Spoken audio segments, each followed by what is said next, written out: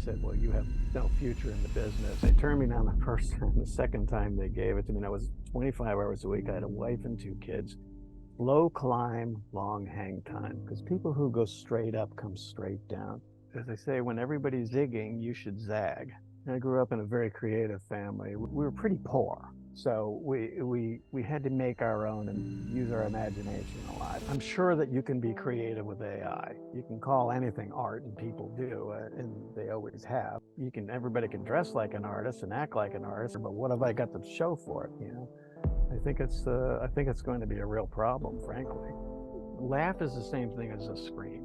From the days of the caveman, the shaman at the end of the great hunt always got the best log at the fire because he was the best storyteller. This is what I would do different, I guess.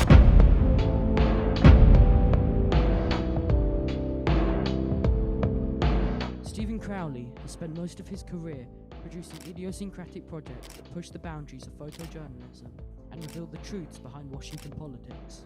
After 25 years, Stephen Crowley recently retired as a staff photographer for the New York Times. When you started as a photographer, you worked on a small community newspaper and photography was all about print. How has that shift from print to online affected photography in general, and more specifically, your photography? Because of technology, it's very easy to become a good photographer, musician, illustrator.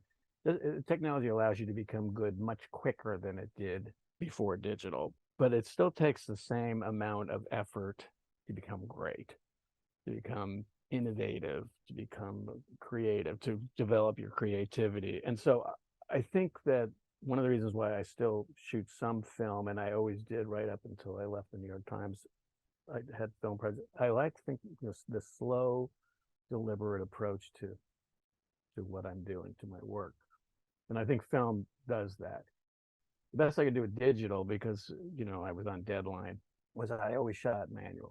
Never put it on. As soon as I got a new camera, I put it on manual, and I still tried to keep as many gears going up here as I could.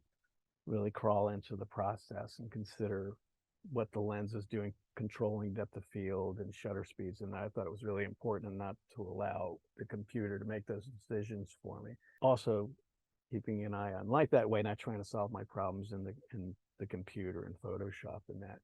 So I think it's the difference between an electric bicycle and a bicycle. The analogy I like to use is you're on a tightrope, and you're walking across, and all your friends are down there and they're cheering, and then you pretend like you're gonna fall, and then you lift up a foot, and they all, but underneath you is this net, and it's the computer. It's always going to save you. But if you're walking across that tightrope without the net, you're using all your senses. You're smelling, hearing, the wind's blowing this way, and you're just more involved in the process. I like to think of it in every piece of work I'm doing. I try to stay there, and that's the way it had to be when in the beginning, when I was 18 and I worked on a little newspaper, and I knew nothing about photography, so I made all those mistakes and what have you. In 1978, Crowley was hired as a lab tech at the Palm Beach Post, which funded his own personal work. These personal projects included photographs taken of Florida in the 1970s and 80s that showed people struggling with difficult economic times of uncertainty. Crowley joined the staff at the Palm Beach Post a year later, then moved to the Miami Herald and then the Washington Times. Is there a comparable career entry route in the modern day to your own progression from local to national newspaper and from lab tech staff to staff photographer at the New York Times? Well, I mean, what's interesting there is when I started at this little community newspaper, I was still in high school. So I went in there basically to sweep the floor and do whatever they needed. But I wanted to be a reporter, and what I didn't understand, and I was very, very shy. I had a twin brother who basically was the front man, and I was always the quiet guy behind him. And when they sent me out to do my first interview with the the new football coach, I mean, I just couldn't say a word. I mean, I just sat there like, scared out of my wits. And he pathetically fed me some quotes, which I scribbled down into a notebook. And when I came back with this crumbled mess, they said, well, you have no future in the business. And so I picked up my broom and started sweeping it. Later on, I picked up a camera, and I found it so easy to hide behind this machine, right? Because and the times were different. Anybody walking around with like any kind of a camera then was, you really stood out. You know, you were like, you know, it was a passport into people's lives. Yet for me, I could still hide behind this machine. So I discovered photography that way. But my point is I started sweeping a floor. Now I went to photo school. It was more of a commercial photography school. Now what I wanted to do was art photography and journalism, photojournalism. But this school was minimal on its photojournalism, so that when I graduated, no, I just didn't have the credentials to be hired anywhere as a photojournalist. So the local newspaper was the Palm Beach Post, and I started there as a lab tech, mixing chemistry, cleaning up after all the staff. And it was a terrific photo staff. I mean, just an amazing staff of 12 photographers. And but a year later, I went out every day on my own and I made feature pictures, did a few stories, and you just wait until there's a holiday and they're desperate and they need something to run to fill a hole. And that was my secret of getting published, right? Now I've got my clip. And after about a year of that, on my own time, going out and shooting and producing stuff for the paper and story ideas, they put me on staff as a photographer. So that led to two other positions, Miami Herald and Washington Times. Now, when I got to Washington, D.C., I really wanted to cover politics. And it had been my dream to cover Washington politics. And if I wanted to work at the New York Times, and there was only two photography positions there and a lab tech position. So there I was, 39 years old. And they had this lab tech position, and they turned me down the first time. The second time they gave it to me, and I was 25 hours a week. I had a wife and two kids, and I knew I'd have to go out and freelance to fill the gap there.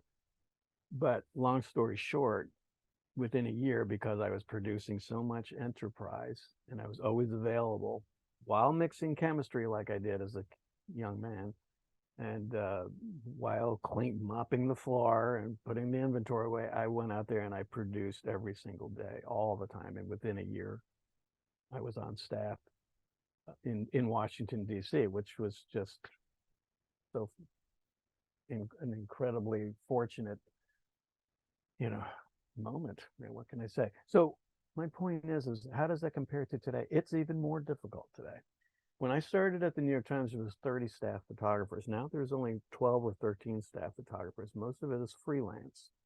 So how do you, and everybody's good. Like we started this conversation because it's easy to be good. So you work on being original. You work on outthinking people my age, those editors that are just sitting in their glass walled offices and the 12 is blinking on and off in their VHS machine. You go in there with ideas and enterprise, and they'll discover you.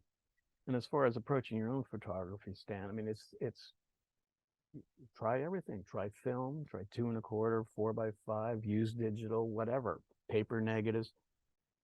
Try to be as analog. Try to stand out, challenging yourself creatively and intellectually as you approach this stuff. And I think it's very smart what you've done here is that by taking on the work you're doing with the union, the teachers, that story, that's important. That just covers so many aspects of what's going on in society today. How to make a living, the struggle to educate people who, well, we all know schools are changing. It can be challenging. And, so that's education's having an idea of what's going on in education and sort of developing that as one of your niche beats right now, because it touches on everything. Education's a whole world. It's no different than covering politics on the Hill. People say, well, how can you just go to those hearings and go, presidents and microphones? No, it's just what you're doing is just like covering a sport. It has players, it has leaders, it has people who have been injured, it has spectators, it has strategy. And so covering education is a terrific little niche to have, subject to dive into. That's how you stand out, because I think now today, because they're not hiring staff as readily, they'll say, good Lord, who's good at covering rugby? Or they're not going to hire Steve Crowley to cover rugby. I don't know anything about rugby, but who knows education scene, who can cover a demonstration, who can get it, they try to fill a niche. And so it's good to have a couple arrows in your quiver that you become known for. It's unfortunate it has to be like that, but you know, everything, including a demonstration or a school board meeting, could yield a really interesting photograph. How can someone starting out as any type of photographer today learn the trade and earn a living? Well, no, my twin brother is a fantastic artist, and when I was your age and older, I was very anxious about that. How do I make a living, and how do I make my mark? How do I develop my art, and blah blah blah. And he'd say to me, "Look, Steve, low climb, long hang time, because people who go straight up come straight down. So it's calm down. Take your time to learn your craft, to develop your creativity, read, study. Don't be, and take your time, because that's the sure road to success. Hopefully you'll have a long and successful career, and it's just no rush. I mean, you can, as long as you're making good pictures, and as long as you're you know happy with the work, your progress, that's a big win right there. I'm not sure how anybody can make a living right now, but for a while in 2006 I started shooting video, because it was all the rage at the New York Times, regarding video and audio, and I loved it. I did it for about a year, and I was never that great at it. But what did I get out of it? I mean, I learned to tell stories better.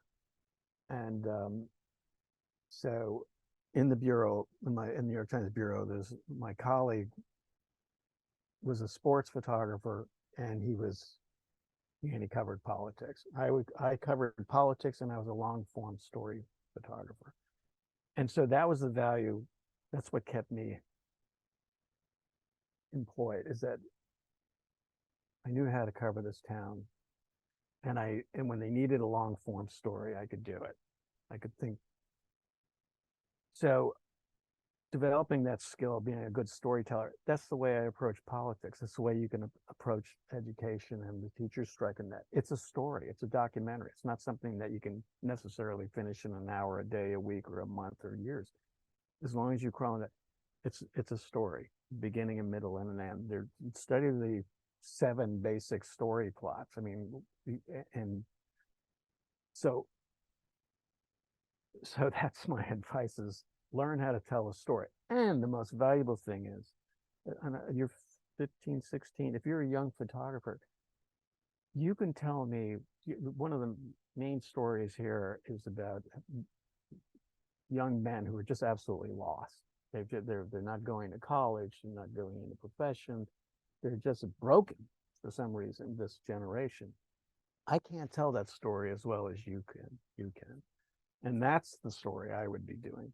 I if I were a young photographer, tell it from your perspective. Again, tell people my age, tell the people who are hiring what's going on. That's another area where you have young people have a great value. And again, I look at a lot of young people's portfolios, and it changes a little bit over the years. I look at a lot of young people's portfolios, and basically I see the same handful of stories, the same handful of pictures, and every once in a while somebody will really break out. They just come at it from a different angle, and it's the same story, but they just see it differently. They're presenting it differently, and so that's working that other side of the brain. You've got to be working both sides of the brain. So again, it's originality. And as I say, when everybody's zigging, you should zag. But the issues are out there. They're the same issues. So. You were employing complex compositions in newspaper photography long before the style became trendy. Your iconic style can be seen in the personal projects like urban archaeology and Crowley graph. How would you describe your style of photography? I grew up in a very creative family. We didn't have a whole lot. We were pretty poor, so we had to make our own and use our imagination a lot. And we had everybody had a good sense of humor. Everybody was obsessed with politics. Uh, we were all lousy at sports, but so politics became our sports, but our sport. So, but again, we all had a terrific sense of humor, and so I apply that to my work. But I also, it's creating a photograph that is the equivalent of a well-turned phrase. You want it to, you want people to remember the spark they felt when they heard something, to be or not to be or whatever, or they see a photograph. So that's it. So you just apply your personality to your work. The important thing is also to remember to allow the objective, and allow the, especially when you're covering politics or the issues that you're covering, because you want people to trust what they're seeing, but you want to present to them in an effective manner, whether it's seriousness or humor or whatever. You'll come up with your own device. So but you want people. I think this is one of the major issues today, and this started years ago with Photoshop and digital, is that, and with AI, people are going, they just don't believe. They already really only half believed what they were looking at in the first place. Now with AI, this is really an issue. So I think from when you're young, from the very beginning of your career, you want to build this trust with the people you're relating to with your work. I think that's that really served me well in Washington, is that I remained as objective as I could possibly be, and I tried to show all sides, everybody's side of an issue. And if you have strong emotions about something, fine. If you're being fair, if you're being even-handed, your position's going to be out there anyway. I can see photographers are out there, they just can't get past their own. It hurts journalism. I find AI really fascinating. Do you think the fact that anyone can type in any prompt and create any image removes creativity and removes the sense of an artist? I'm sure that you can be creative with AI. Okay. Well, I mean, you can call anything art, and people do, and they always have. I mean, it's from the beginning of the '60s when you just deconstructed everything, and then at some point you've deconstructed it so much that can we start constructing again? I think with AI it'll be the same thing.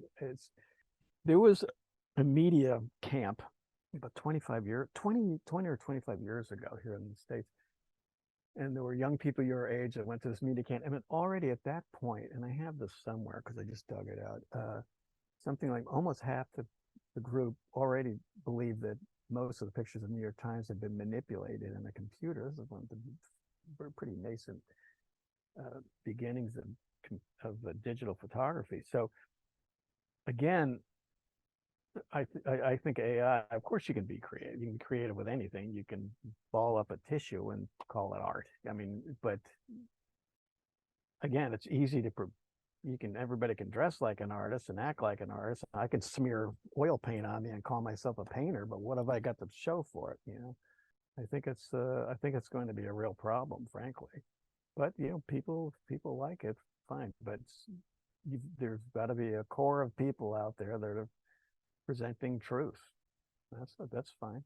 Do and be what you want to be, as long as there are people out there who are trusted as storytellers and presenters and reporters. Photography is such a saturated medium. There are so many photographers all over Instagram. You have such a distinctive style. How would you advise someone to find their own personal style? Well, I agree with one thing about Instagram, which is really what I look at it probably every day, and I've discovered some terrific photographers out there. It's hard to find people with a fresh idea, and that's okay. I mean, sometimes as long as you're developing the idea, as long as you got to that point on your own, of course, we're influenced by everything around us. As long as you get to that point on your own, again, when I can look at somebody's work and understand, I'm seeing a thread that goes through their work, I can really appreciate it. That's great. So everybody gets lucky sometimes. I've taken a few pictures that there was one of my, I literally titled it, I did not set this up. It was such a fantastically, I could hardly believe myself on. So, those are the kind, how can you develop your own style? Again, even now when I shoot film, I'm like 17 again. I'm nervous. I got to wait for the film to come out. Did that work out all right? Because and when it comes out, it has a lot more meaning. And I think that's how you can distinguish yourself. It's the difference between a good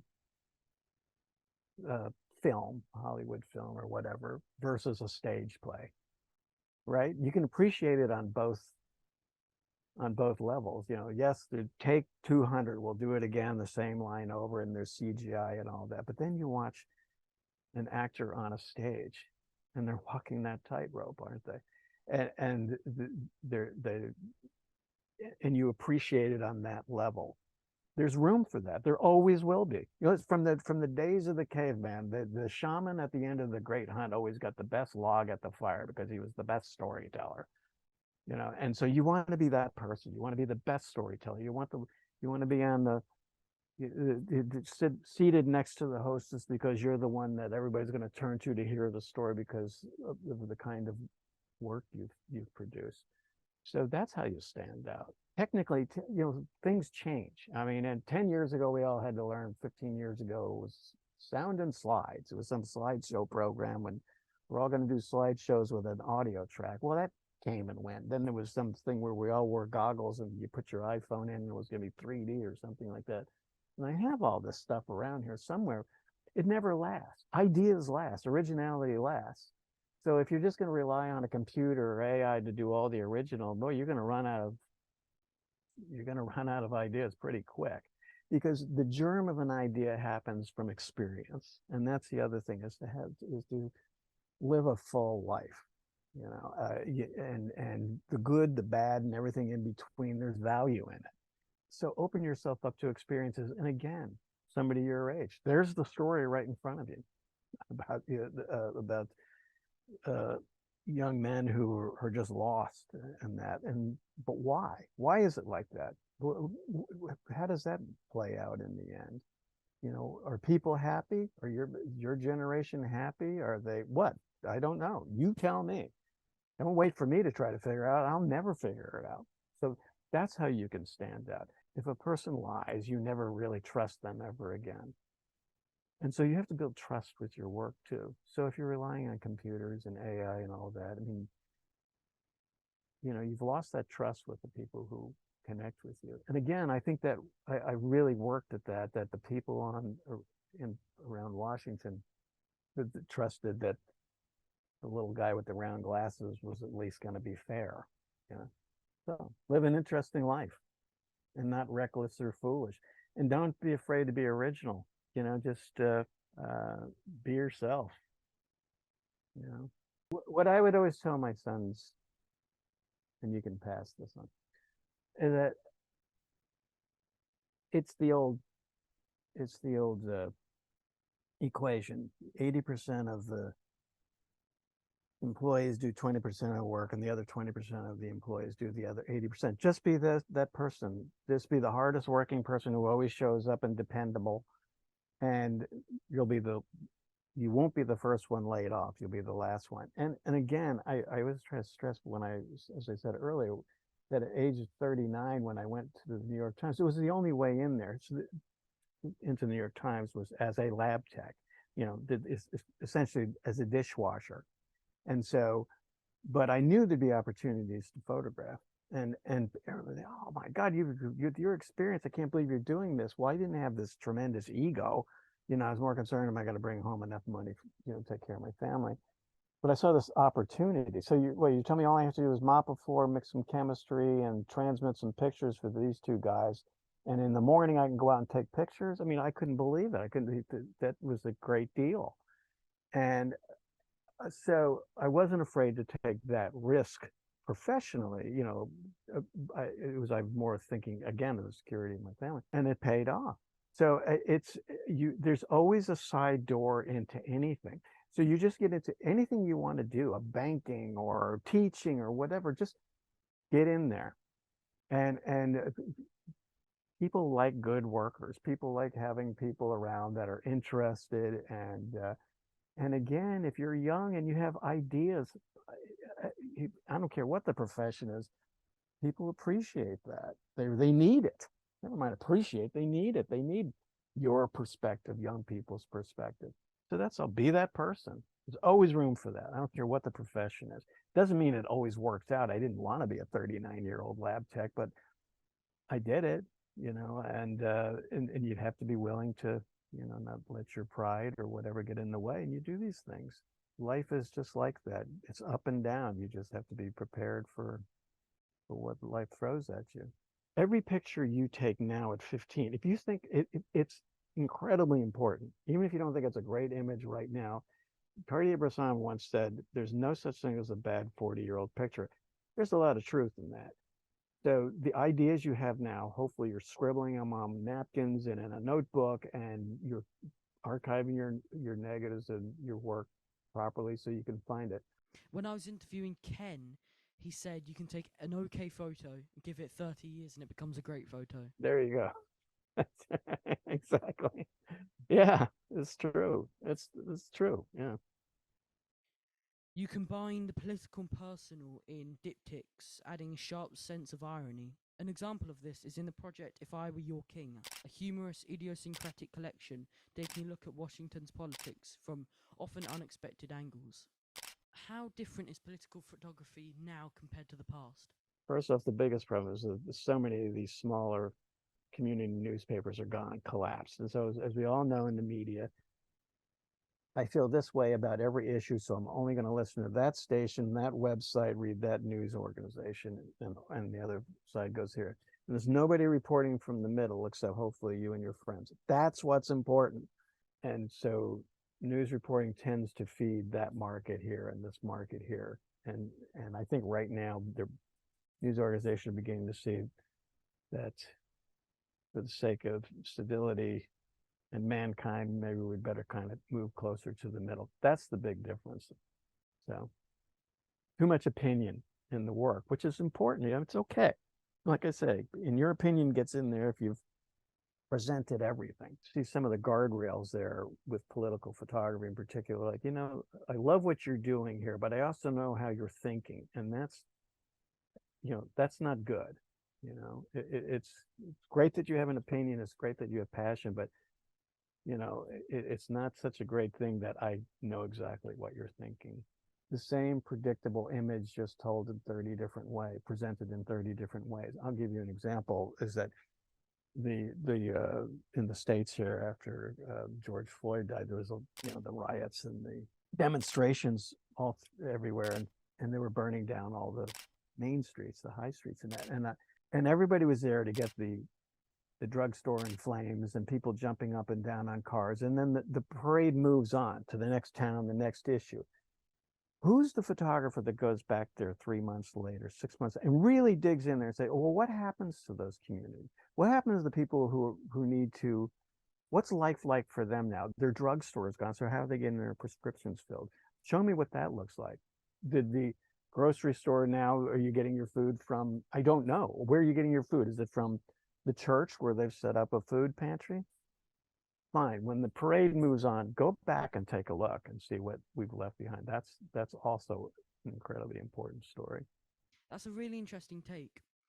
When I was speaking to Ken, he said that if he had one regret, it'd be that instead of photographing the president, he wish he had turned around and photographed the small, more interesting things. Right. Exactly. If you're careful, I call them arena shooters. They just they're great at they've lit it for you. They've got a little buffer zone where you could stand there and get the perfect picture that they want you to take.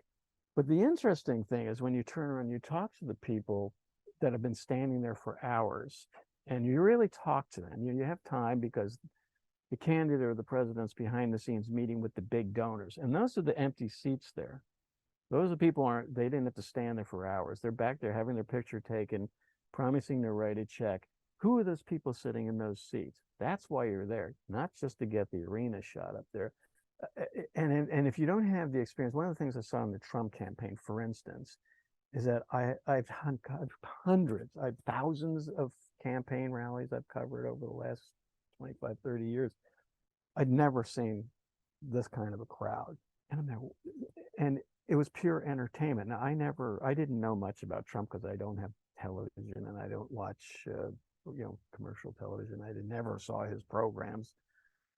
But I realized this guy's an entertainer. He's just a stand-up comic, and he's like the MC at a World Wrestling Federation match. It's just a LARP, and the people loved it. They had manipulated the coverage so well. Traditionally, a candidate, they've got it down to a science where they'll position photographers, for instance, so that no matter what angle you look from, even if it's a dog-leg crowd, they get it so no matter what angle you're from, it's seeming like this huge crowd, and the banners are everywhere, so you can't get them out in whatever issue they're pushing.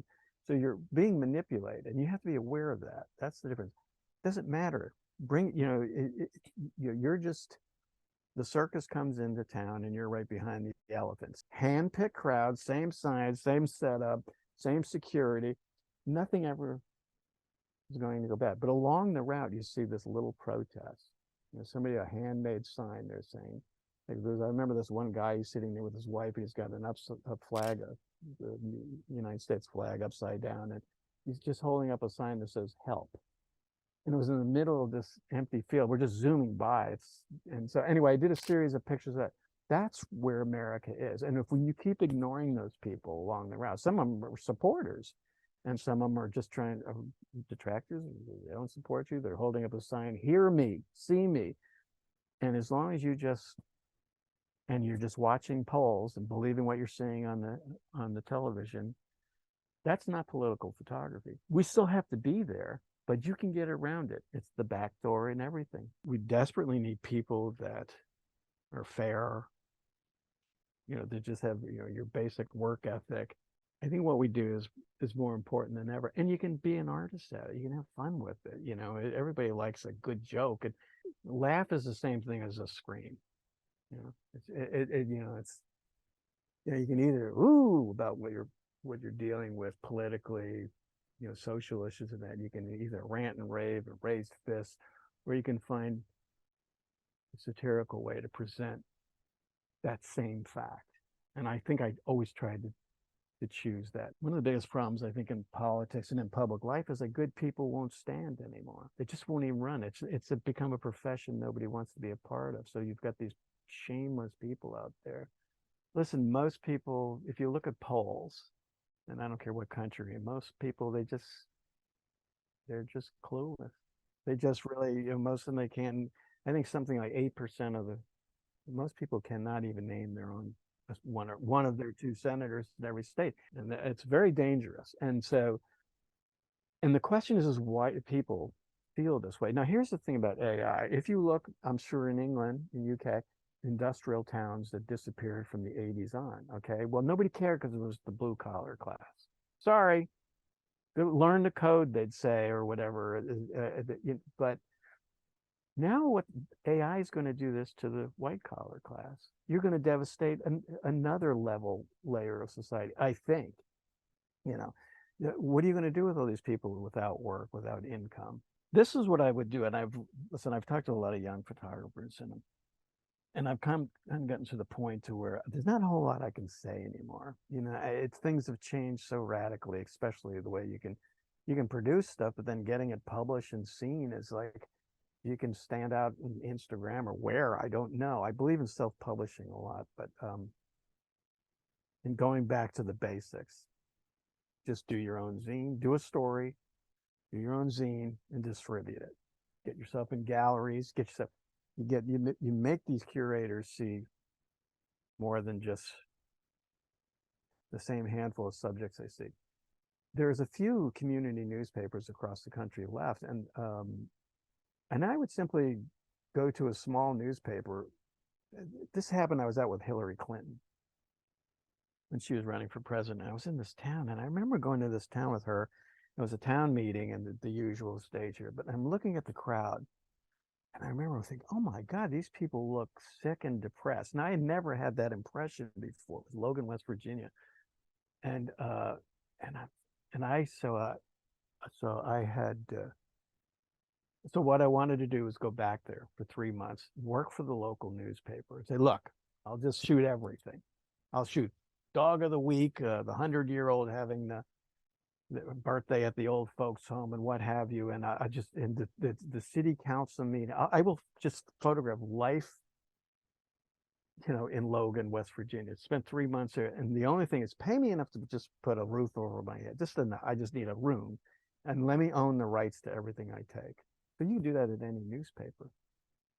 And I would always pitch this to college kids, and that's and nobody took me like the idea. And the kicker would always be, they never wanted to work in this small town. They all want to work in New York and Washington. Great, but there's the stories out there. Then I'd say, well, if it was a small newspaper in southern France, would you do it? Oh, so, but there it is, right in your backyard is that opportunity. It's somebody's willing, and I mean everything. I will shoot everything. Let me see what your story sketch is, and I'll do that. Here's the mayor. Here's the whatever. Tell me what life is like in the year in England, the UK, United States, West Virginia in the year 2020. What's going on out there? Out there, not on the coast, not where all the power is. I mean out there. Why are they the way they are? Why are all the young people leaving after college and moving to the coast? Why are they abandoning your town? Why is there so much disaster out there? What a story. A coal miner, they had shut down the mines, and for 20 years, in West Virginia, and then all of a sudden they opened the mines about 10 years ago. And these guys that had been out of work for 20 years, but they were in the union and they were doing whatever for 20 years. And now they're in their 50s. And one guy went back to a museum to get his coal miner's helmet back so he could go work in the mine for another 10 years. I mean, this is the kind of stuff out there, little bits of color that any writer would love to. And that's always your goal, is you bring back the picture that a writer goes, good Lord, I wish I'd seen that so I could add that to my story.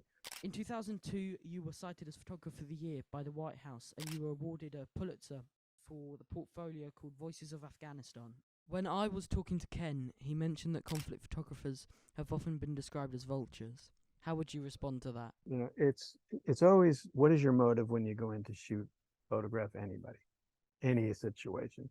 Is it for you? Is it about for your own self-aggrandizement? Is it because you care about the story, care about the people you're covering? So some people do and some don't. Some people, again, it's like, look, there's probably the greatest conflict photographer of my generation. He's older, is James Knockway. I don't know if you're familiar with him. The guy was brilliant. He is it. But it's brilliant. I mean, he's a brilliant shooter. I mean, it's like, and he never won a Pulitzer because Pulitzers only went to newspaper people. The Pulitzers are meaningless in that sense.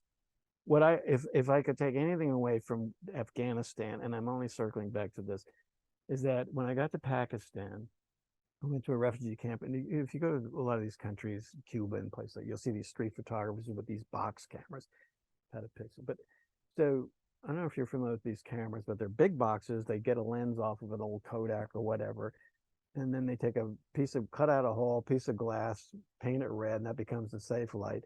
You take time exposure, it's 150-year-old technique, paper negatives. And then you look at a peephole and you expose a negative for 8, 10, 12 seconds of your subject, and you process it right inside the box. So when we finally got into Jalalabad, within the week that bin Laden had left Jalalabad to go into Tora Bora, we got in there.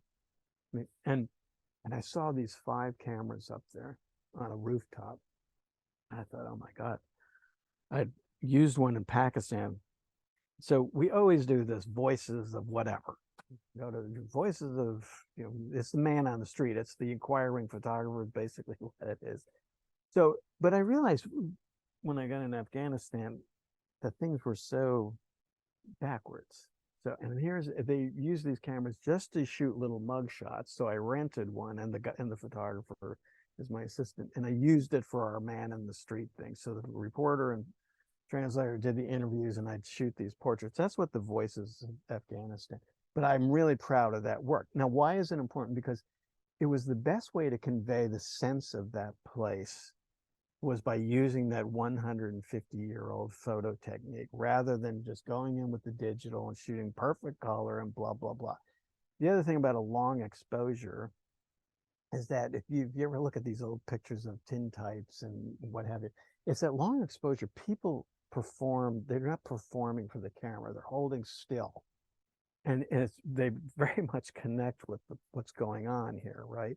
So I really do think that you see something in those images that you can see right into their soul. It's a very unusual, that long exposure thing. Anyway, so so I took the negatives and I photographed them with my digital camera and transmitted them by sat phone back to New York, and they ran a page. I'm really proud of that series only because I think it showed that period of Afghanistan at that time. So sometimes you want to play the song with a banjo, and other times with a viola. You got to pick out the best instrument that presents the story in the most effective way. So, Do you struggle maintaining a professional distance from the personal tragedies of war? And if so, how? yeah, I think this is the other issue, is that it doesn't matter whether it's war in our business here, trade. You just see everything. I think it caught up with me at one point. Yeah, not so much yes, Afghanistan, of course. I think there was another assignment before that that really kind of changed my life. You see the best and worst of everything everywhere. So it'll have an effect on you, and you have to learn how to deal with it. It also affects your art and how you interpret things and how you express yourself. But again, like covering politics, we've got to be fair, and because these issues are important. So we have to just park it, and if it's had an effect on you, you've got to deal with it. You just have to, or it catches up with you. But then anything in life can do that, not just what we're covering. So Do you have any boundaries when it comes to photography? Is there a war photo you wouldn't take or publish? yeah, that's a tough thing when you cross that line, and it's tough. The truth of it is that before I moved from Florida up to Washington, I was shooting car accidents and disaster in every kind of way you could. It was just part of the job, and I hated it. And so moving to Washington, I got to hide. Not only hide behind this machine, but I could hide in a crowd of people holding up machines. It takes time to understand when it's appropriate to take those pictures. And no picture is worth hurting somebody. None. Zero. I was riding home up the interstate, and I see this guy, and he's hanging from this an overpass. He's clinging to this fence that covered this overpass. He was going to jump into traffic, and the cops are trying to talk him down. And I pulled over. And so this is the kind of picture you dream of taking, these dramatic moments. And I thought, and I think that, after some experiences I'd had overseas, and I really began to realize that, wait a minute, there's, again, and I just didn't do it. Didn't take the picture. I can see the image, I can see the exposure and how it would have looked and blah, blah, blah. And I'm just damn glad I didn't take it. What would publicly humiliate the guy in his worst moment? So you just have to wonder, what do you want to be remembered for? So when you're out there where and then there are horrible people. Thank God we show them they're horrible. I mean, I have no regrets with some of the images I've taken. Bad people are bad people. Hey, narcissists are narcissists, and evil is evil. But we have the power of making people look any way we want them to look, and we have to make that judgment when we do it, and the purpose for it. And so and that's where we park our opinions, we park our politics. That's all. Just remember we have an incredible responsibility. And and the other thing is, like my brother said, slow climb, long hang time. We're all unremarkable in the long run, and we have our strengths and weaknesses. And some of the cold insensitivity of some of the people I've worked with. I mean, they go in, they're just going in there to snap, not photographers necessarily, but reporters. They just want a dateline and a quote, and they don't give a rat's ass about the people and what they've been through. You know, if you've left the situation worse than it was, then shame on you. So, I mean, really, we do have an enormous responsibility. That's part of this responsibility we have, is we're not there to, it's not about us, and it's not, and it's like, oh, good Lord. I mean, there's a million, there's always stories out there. There's always something there, study the 7 basic story plots. There's a guy named Gray Villette. When I was 9 years old, he did this story in Life magazine. It was called The Lash of Success. And it was a story, and I'm 9, and the story was about a guy who had a string of foam rubber stores, buy this foam rubber and turn it into a cushion, whatever. And I was a kid, I didn't understand the lash of success. What the story was about, this guy gave up everything, lost his family over his desire to be a successful businessman. He didn't pay enough attention to his family. I was too young to appreciate that. But visually, this story, I just never forgot it. It was just the way it was done. I'd never seen anything like it.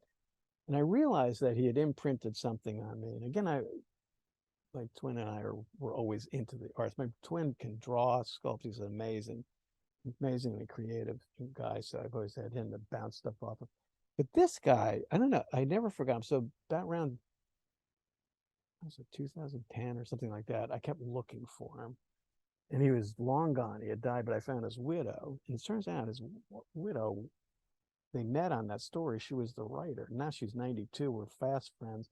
It turns out he never set up a picture. He composed, he created the spaces, and you build this stage, and you wait for this composition, you wait for the moment to happen within the composition. That's the way I've always tried to operate myself. My point is that he did it with film. How long did it take before he saw what he did? But he just had it here. He knew how to do it. And that's an exercise, a challenge of film. Digital now, you shoot off 1,000 frames and something's going to be good, and you feed it through Photoshop, and you look at that magnificent blue sky, even though it was overcast. No, it's okay. You know what? There's beauty in flaws. There's nothing like perfection just gets so boring, because none of us are perfect, except for my perfect hairstyle here. I'm kidding. So always remember, that's why you shoot film, because it's flawed and it's a challenge. And then another one to look at is Greg Toland. He was the cameraman for Citizen Kane and the Magnificent Ambersons. And he dropped dead of a heart attack and he was like 50 or something. He's like, I'm thinking, this guy did this in the 40s, early 40s. I've never seen, to this day, I look at it and go, how in God's name did he get to that point when photography was still that kind of photography? That cinematography was so incredible. I mean, and I was just thinking about him yesterday. How did he do it? How did he get there? How was he able to see and visualize like that? The way they use space and light and shadows, it's just staggering. It wasn't about the gear. It was about seeing and developing that visual language. And that's so important. If you've got to give yourself time to develop it. And that means making mistakes. If everything's coming out perfect all the time or can be corrected by a computer, I'm sorry. It's like being trapped in an elevator with the same slideshow going on over and over.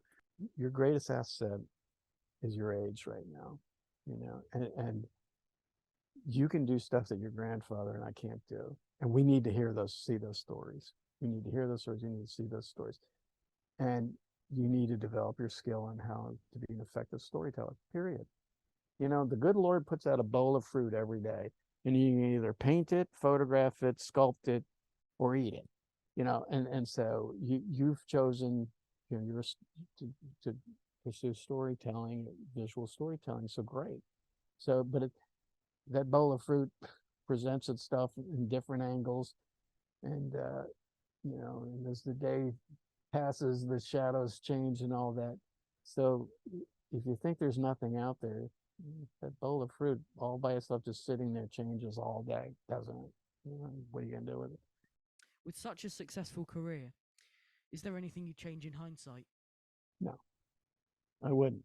It was, you know what? It was successful, but it almost wasn't. I was not somebody who made a lot of connections. I didn't do a lot of, I've always been kind of the quiet twin, like I say. My brother was the out there guy. And I really didn't have a lot of connections. I was always sort of going my own way and everything. People probably thought I was odd. Even in fact, this is what I would do different, I guess. I guess I presented as a really unusual photographer. I kept trying for these jobs, and people would look and go, well, this isn't the way we do things. And I should have been shown more work that said, well, I can do what you need, but I'm going to offer you this premium. And so I was turned down by everybody multiple times. And it was one woman, Nancy Lee at the New York Times, one woman. She was a director of photography. She gave me the break at the age of 39. If she hadn't happened, I would have just disappeared along with the business. So what would I have done different? Maybe I would have taken more hands, gone to more events. I don't know. But, but would I have changed the way I approach photography when I knew that people just thought, this guy's, no, I wouldn't. I would not have, not a bit. I would not have changed the way I worked at all. Never give up. I was never, ever going to give up.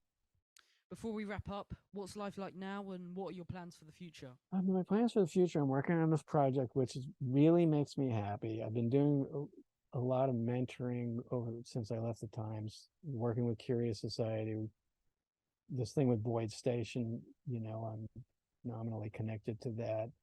We'll see if the book comes out. And every day, but I get up every day and I'm just grateful and happy. And I'm living a very happy life. I'm living a very blessed, and I'm very grateful. And I got a great family. Going to see my son next week. Coming in from Florida. That's exciting. That's that. And I'll continue to work on my little creative projects and whisper in people's ears. That's the other thing. And there's a small group, but we just got to keep passing it on. And there's really important work that needs to be done right near where you live. I mean, I'd like to see those stories. I don't know who's doing it.